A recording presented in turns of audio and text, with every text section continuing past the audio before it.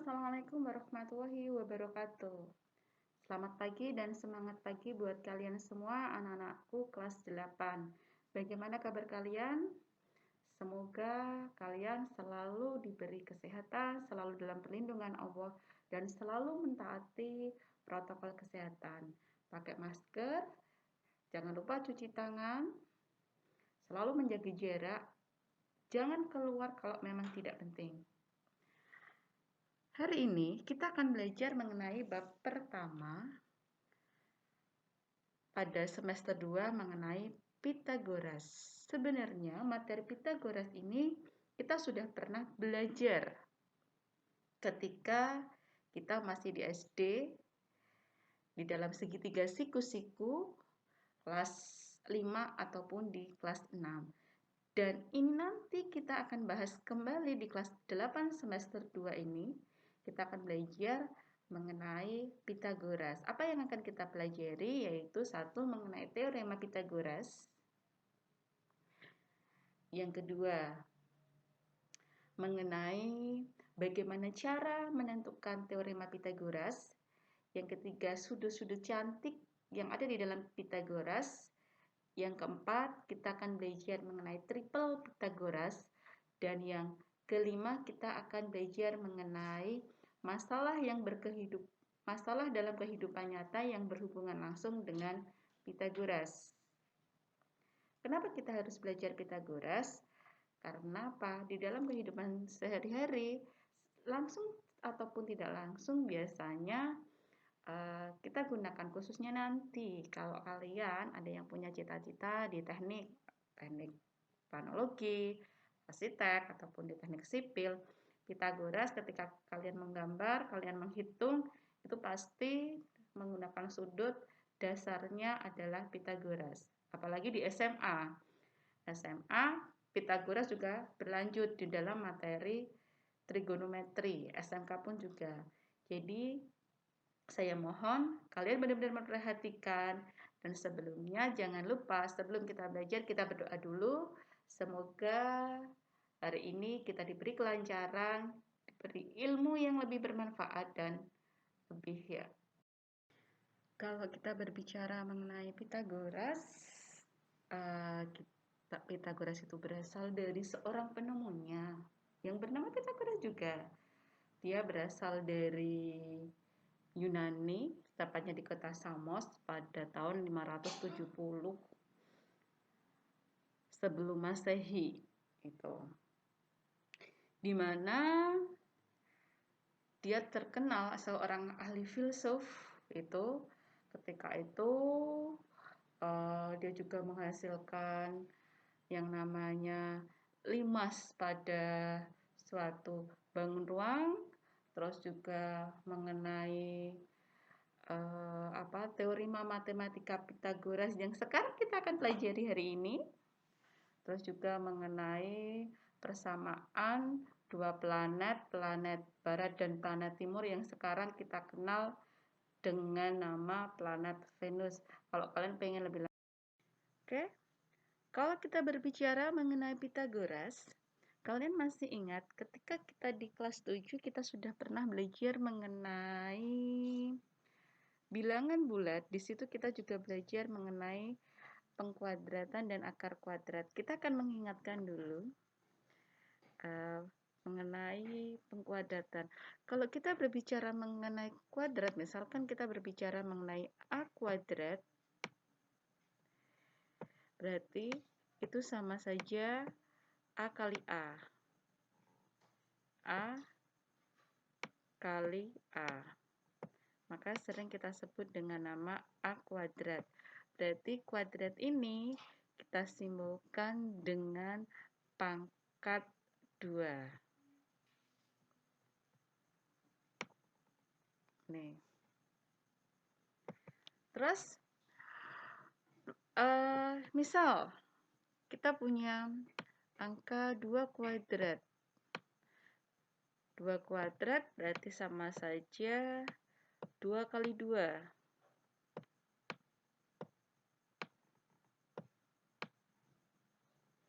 Berapa hasilnya? 4.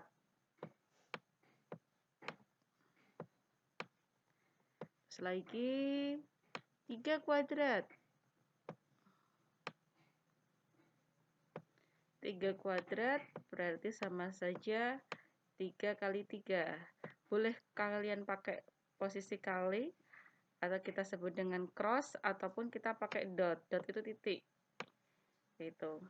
3 kali 3 berarti hasilnya adalah 9.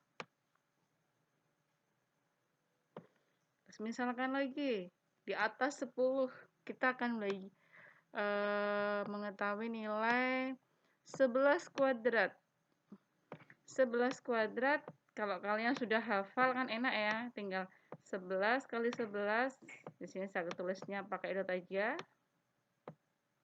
berarti menghasilkan 121.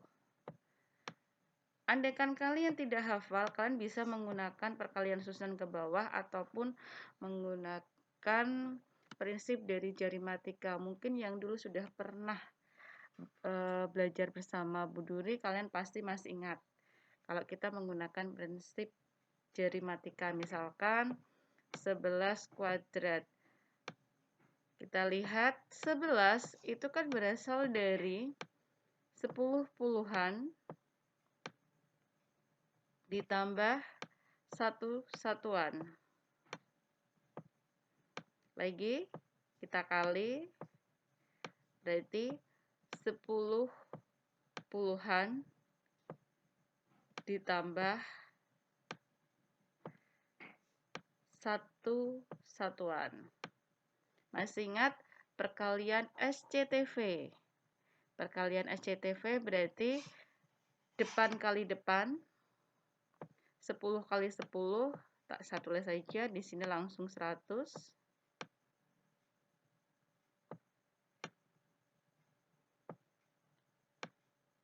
Depan kali belakang, 10 kali 1, saya tulis sini 10. Belakang kali depan, 1 kali 10, saya tulis 10. 1 kali 1, belakang kali belakang, berarti 1. Tinggal kita jumlah saja. Jangan lupa ketika penjumlahnya harus urut ya. Itu, kita jumlah. Berarti 0 tambah 0 tambah 0 tambah 1 hasil 1. 0 tambah 1 tambah 1 hasilnya 2. 1 tinggal kita tarik bawah, berarti sama 121. Berarti 11 kali 11 hasilnya 121. Terus lagi misalkan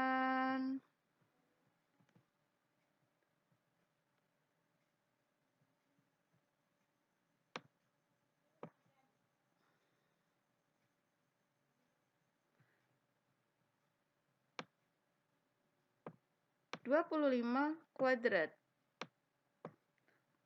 Kalau hafal sudah enak, sudah ketemu. 625, Bu, berasal dari 25 kali 25. Atau kamu bisa menggunakan tadi seperti prinsip di atas, menggunakan jari matika. 25 berasal dari 20 tambah 5.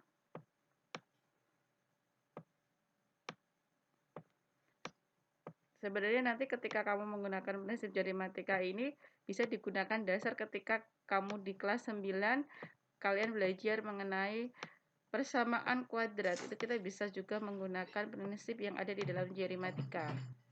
Berarti 20 ditambah 5. 20-an dan 5 satuan. Ingat perkalian SCTV, kalikan depan dan kalikan belakang. Depan kali depan, 20 kali 20 ketemu, 2 kali 2, 4, tambah 02 berarti 400.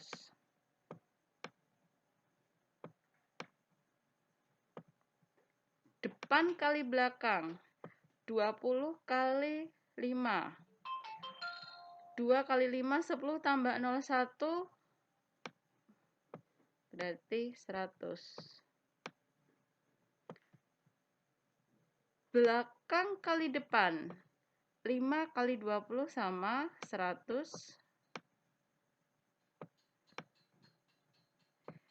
belakang kali belakang, 5 kali 5 berarti 25.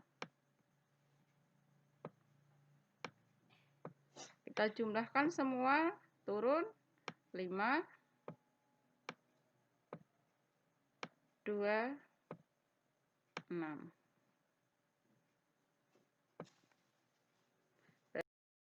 Oke, tadi kita sudah belajar mengenai kuadrat. Sekarang kita akan belajar mengenai akar kuadrat. Akar kuadrat itu adalah lawan dari kuadrat. Jadi, akar dari A kuadrat, karena kita tahu kuadrat itu selalu berpangkat 2, maka hasilnya adalah A. Karena apa? Karena A kali A adalah A kuadrat. Lawan dari kuadrat berarti akarnya. Itu. Contoh aja ya langsung. Akar 4. Kita tadi udah belajar ya. Berapa? 2. Kenapa 2? Karena dari yang sebelumnya kita masih ingat 2 kuadrat itu adalah 4. Jadi akar kuadrat 4 itu adalah 2.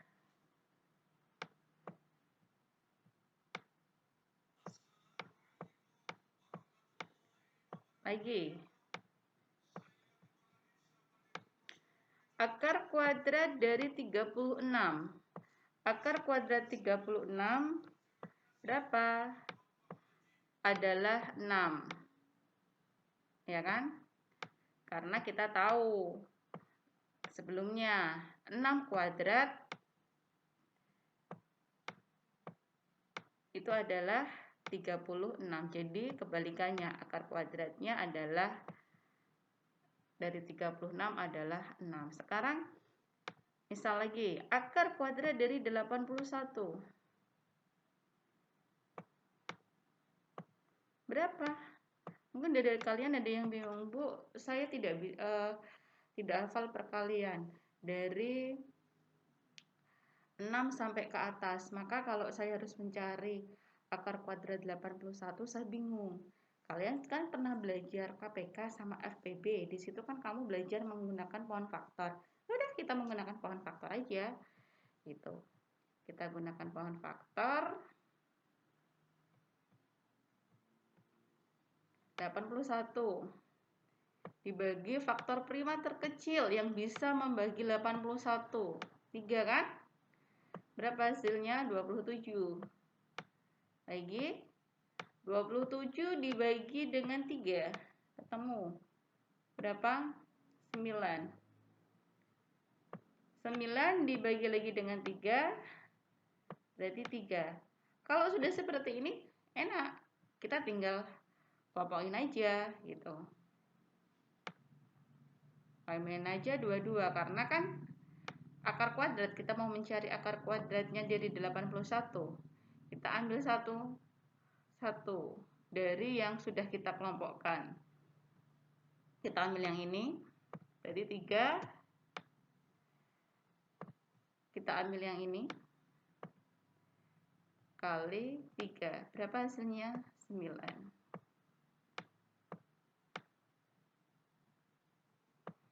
Itu. Lagi.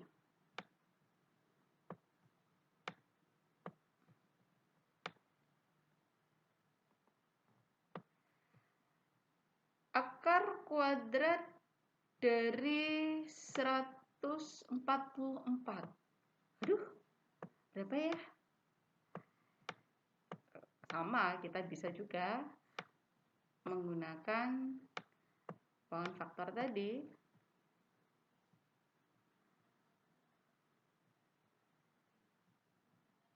Seratus 44.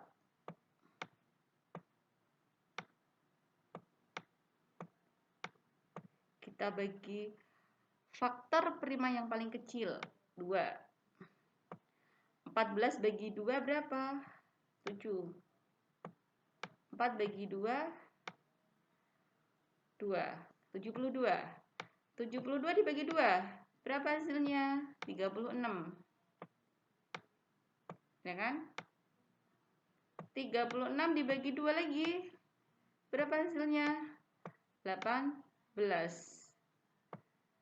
18 kita bagi 2. 9. 9 kalau kita bagi 2 kan nanti sisa 1. Nggak mungkin toh. Kita berarti pakai 3. Sudah bagi 3. Hasilnya adalah 3. Baru kita kelompokkan 22. Gitu.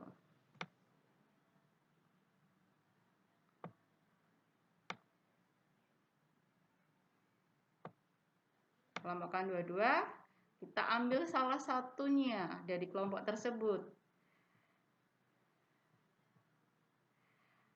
Kita ambil, misalkan ini yang kita ambil, berarti 2 kali, saya pakai dot ya, ambil lagi, 2 kali, ambil lagi salah satu,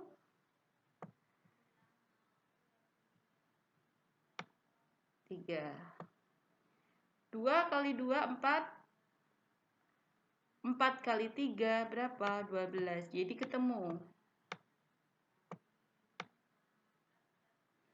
Akar kuadrat dari 144 adalah, oke, sekarang kalau ada permasalahan, bagaimana kalau yang kita temui adalah akar kuadrat yang tidak punya pasangan kuadrat seperti tadi. Itu contoh saja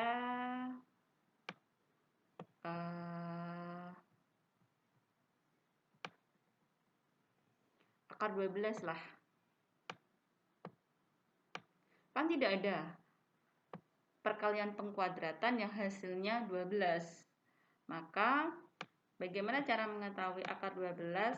Kamu sudah belajar tadi dengan kita mencari akar itu menggunakan pohon faktor. Kita pakai aja pohon faktor. Kita pakai pohon faktor. 12. 12 dibagi 2. Ketemu berapa? 6. 6 dibagi 2 ketemu 3. Sekarang baru kita kelompokkan. Ingat, kita kelompokkan 22 karena dia akar kuadrat dengan angka yang sama. Berarti 2 harus dengan 2, nggak boleh 2 dengan 3. Karena kan beda. Berarti yang kita kelompokkan adalah angka yang sama. Dengan jumlahnya adalah 2 bilangan. Nah, baru kita ambil salah satu. Kita ambil dari kelompok yang pertama ini, kita ambil 1 berarti 2. Sedangkan 3 kan nggak ada pasangannya. Ya udah kita tulis saja akar 3. Maka ketemu deh. Akar 12 berapa? 2 akar 3. Selesai. Atau mungkin bisa seperti ini. Ada cara yang kedua. Kalian yang hafal perkalian ya. 12 berasal dari akar 4 dikalikan 3. Ya kan? Yaudah.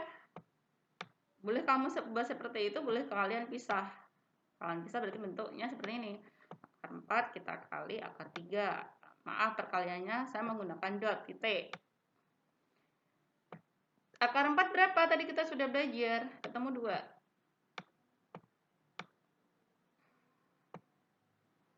Sedangkan akar 3, hasilnya kan banyak, koma. 1 koma berapa gitu kan.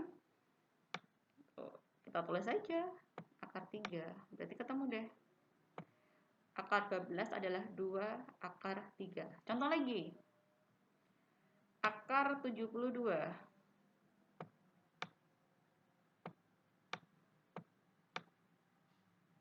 Kalau kita menggunakan pohon faktor, akar 72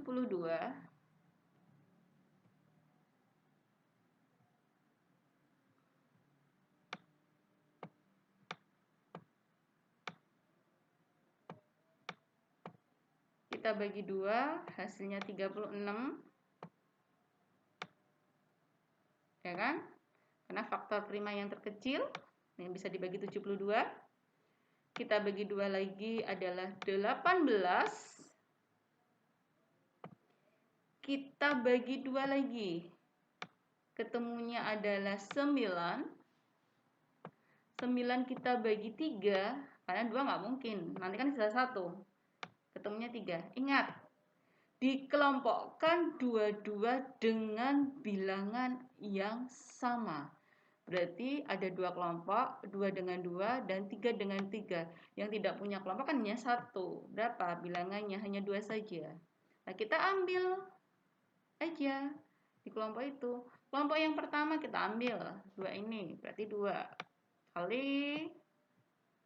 Kelompok yang kedua kita ambil 3. Sisanya berapa? Dia nggak punya teman, nggak punya kelompok. Yaudah, akar 2. 2 kali 3, 6. Ketemu deh. 6 akar 2.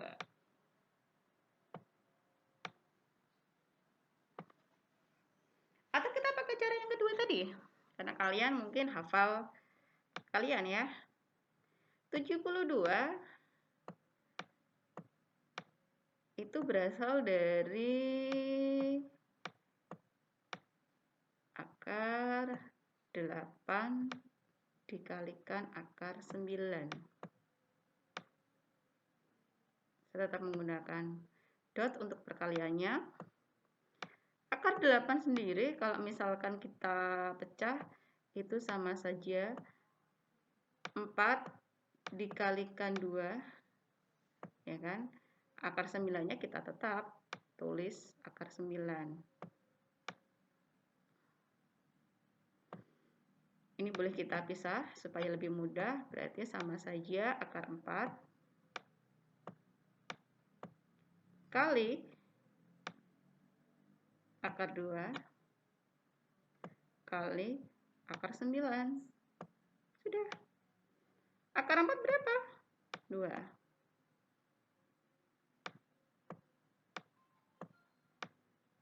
Akar 2 berapa? Tetap aja 2. Akar 9 berapa? 3. Kita kalikan. 2 kali akar 2. 2 akar 2. Kalikan 3.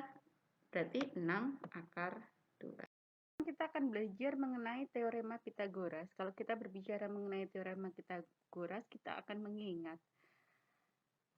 pendapat dari Pitagoras. Dia pernah mengatakan panjang kuadrat dari sisi miring pada segitiga siku-siku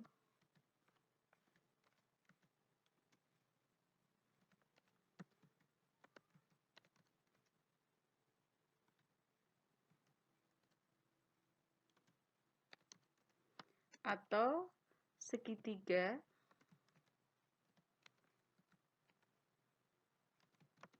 yang salah satu sudutnya 90 derajat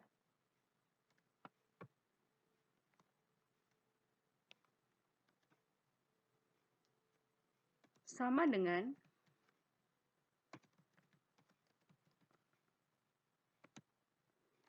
panjang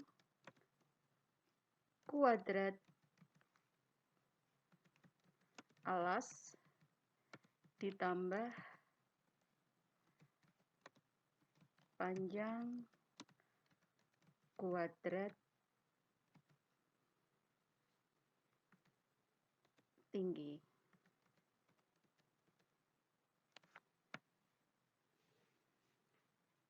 Dari pernyataan atau dari teorema yang diungkapkan Pitagoras atau yang sering kita kenal dengan teorema Pitagoras ini, kita akan membuktikan. Semisal saya punya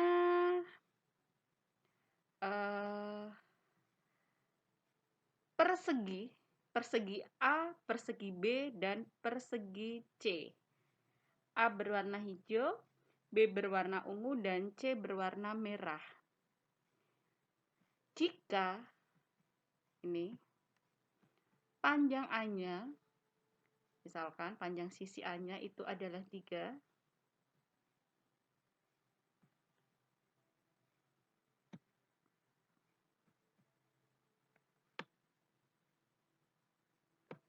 ya kan? Sisi B-nya itu adalah 4.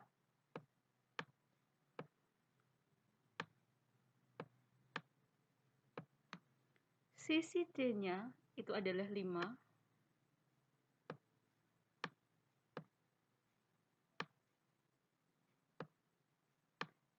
Kita akan tahu.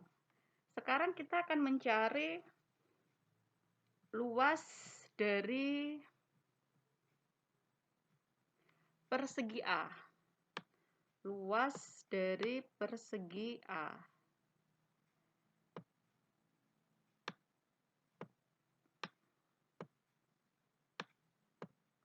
Masih ingat, luas adalah sisi kuadrat, berarti 3 kali 3. Berapa hasilnya? 9.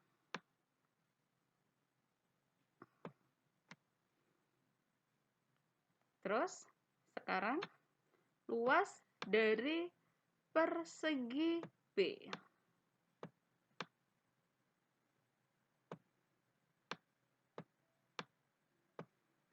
Itu adalah 4 kali 4. Maka sama dengan 16.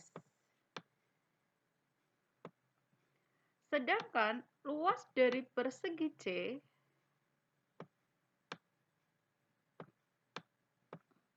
berarti kan sisi kali sisi ya. 5 kali 5 sama dengan 25.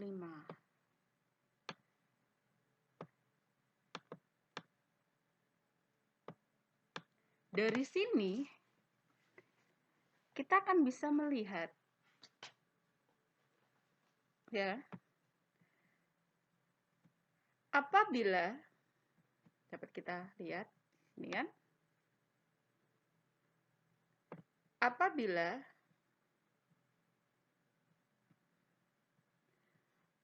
luas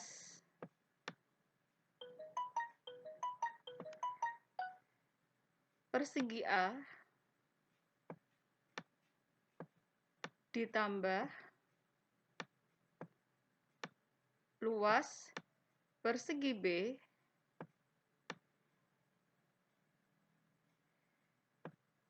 itu sama dengan luas persegi C. Jadi sama dengan 9, ya kan? Karena luas persegi A itu adalah 9 ditambah 16, hasilnya berapa? 25.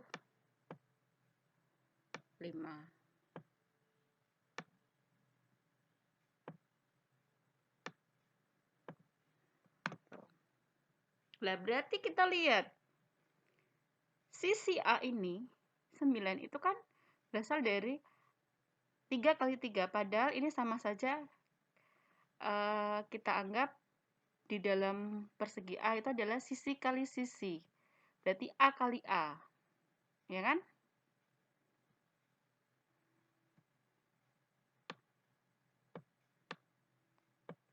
Berarti sama anggap kita A kali A atau A kuadrat. Ditambah, sedangkan 16, ya kan, berasal kan dari 4 kali 4. Sisi dari persegi yang B itu adalah 4. Berarti kan panjang B ini adalah 4. Ya kan? Maka di sini saya tulis B-nya atau bisa saya tulis gini, B kuadrat. Sedangkan C, ya enggak? C, panjangnya kan 5. 5 kali 5, 25. Berarti kan sama dengan C kuadrat.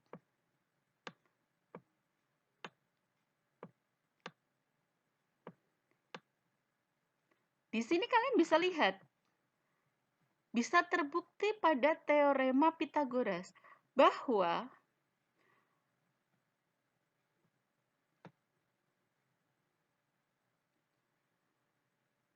saya ganti warna dulu.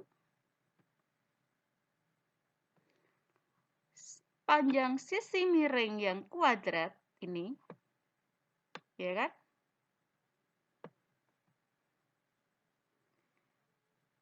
Nilainya sama dengan panjang sisi alas kuadrat ditambah panjang sisi tinggi kuadrat. Ingat, di dalam segitiga siku-siku. Jadi di sini kita simpulkan bahwa teorema itu benar.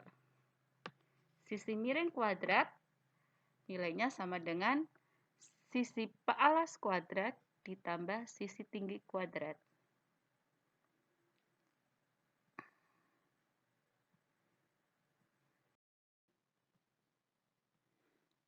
Oke, yuk, misalkan kita punya segitiga ABC.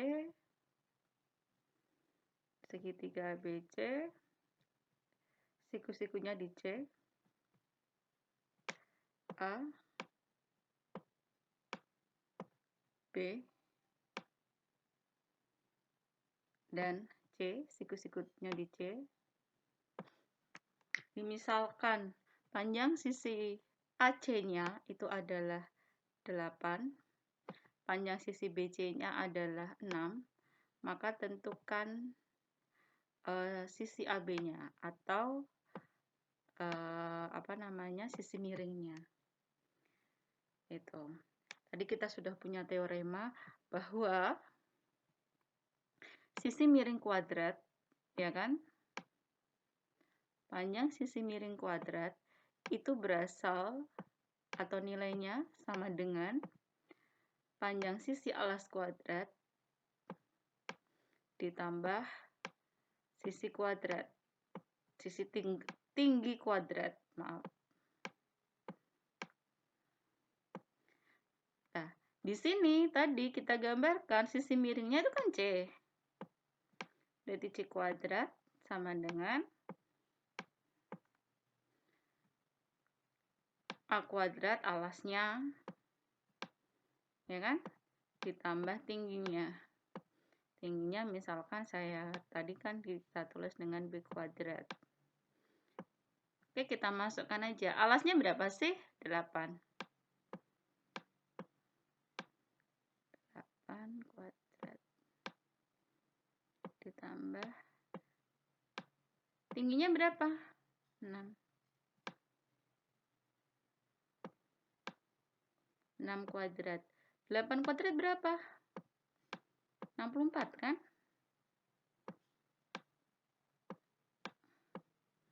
Ditambah 6 kuadrat. 36.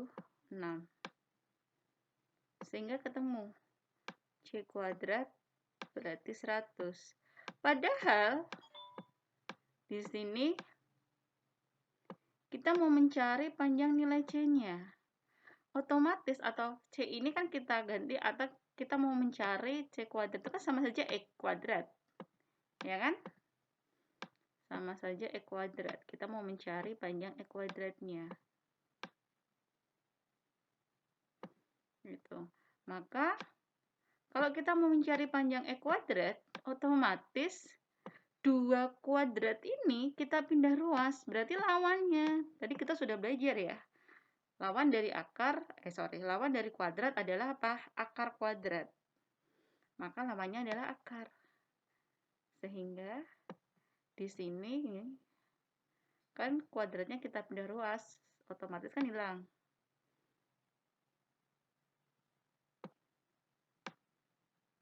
Jadi akar. Akar berapa? 100. Berapa akar 100? 10.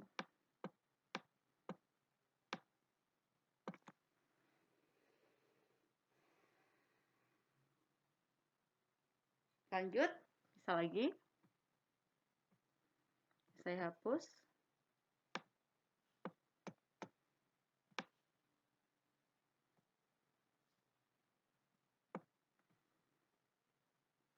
Saya punya segitiga siku-siku PQR. Siku-sikunya di P. Kurang jelas ya, saya ganti, maaf. Pakai biru, pakai hitam aja. Siku-sikunya di P. Q R. QR-nya misalkan 13 cm.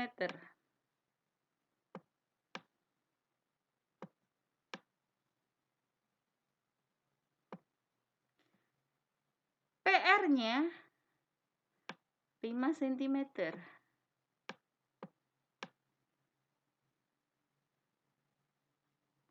Maka untuk mencari P-nya berapa? Gitu. Dari Pitagoras tadi ya, kita masukkan saja.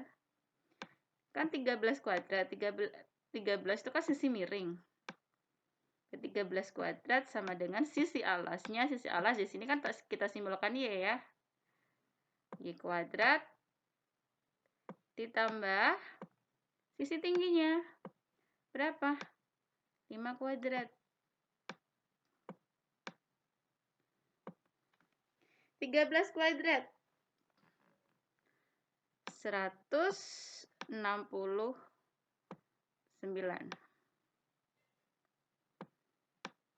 Sama dengan Y kuadrat.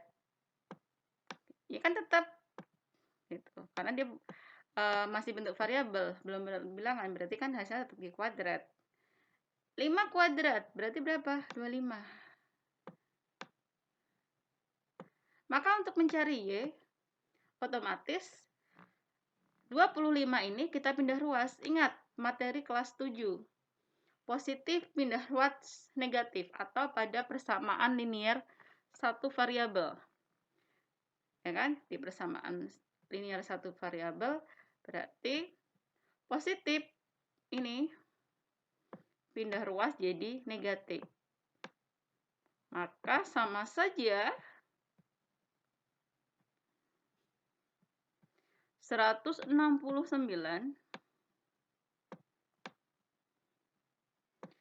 kita kurangkan dengan 25 sama dengan Y kuadrat.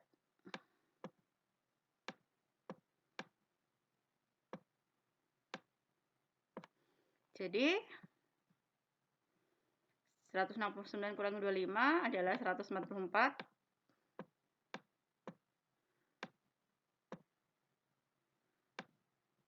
Sama dengan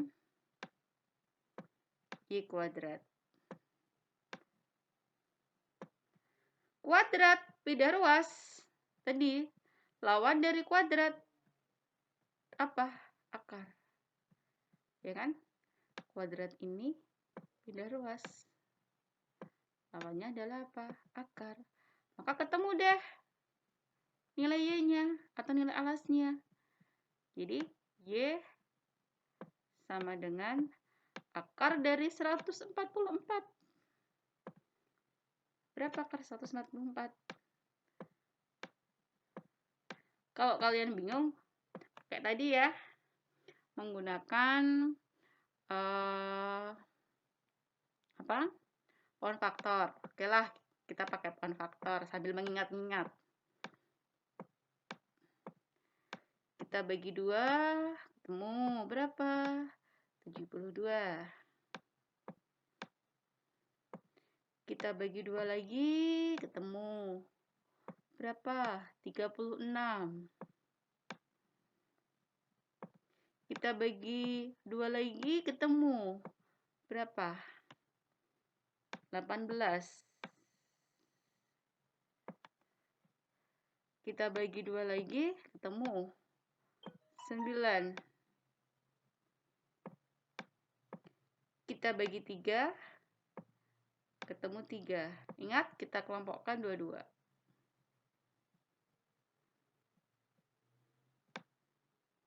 2, 2. Dengan angka yang sama ya, diingat-ingat ya. Itu, kita ambil satu-satu. Berarti, kalau sudah hafal, nah akar 44 berapa? 12. Kalau belum, otomatis kalian buat seperti ini ya. 2 kali, ambil satu lagi. 2 lagi, ambil satu lagi. 3. 2 kali 2, 4. 4 kali 3, 12. Ketemu dah. 12. Gitu. Oke, semoga bermanfaat dari bab yang pertama kita sudah belajar mengenai kuadrat. Terus kebetulan kita juga sudah belajar mengenai akar kuadrat, baik akar kuadrat yang menghasilkan nilai pengkuadratan maupun akar kuadrat yang tidak bisa menghasilkan nilai pengkuadratan atau tidak bisa. Serta yang berikutnya atau yang terakhir tadi kita belajar mengenai teorema Pythagoras, di mana dapat kita simpulkan di dalam teorema Pythagoras bahwa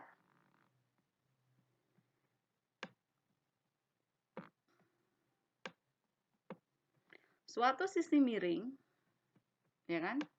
Suatu sisi miring kuadrat panjangnya itu adalah dari alas kuadrat ditambah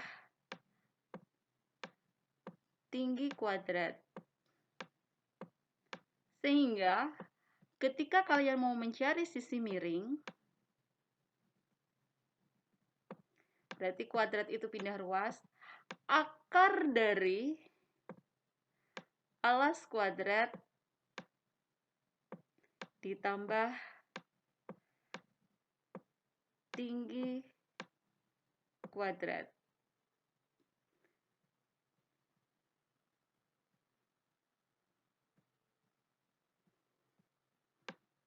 Berarti kita sudah menghasilkan rumus seperti ini. Saya ulangi.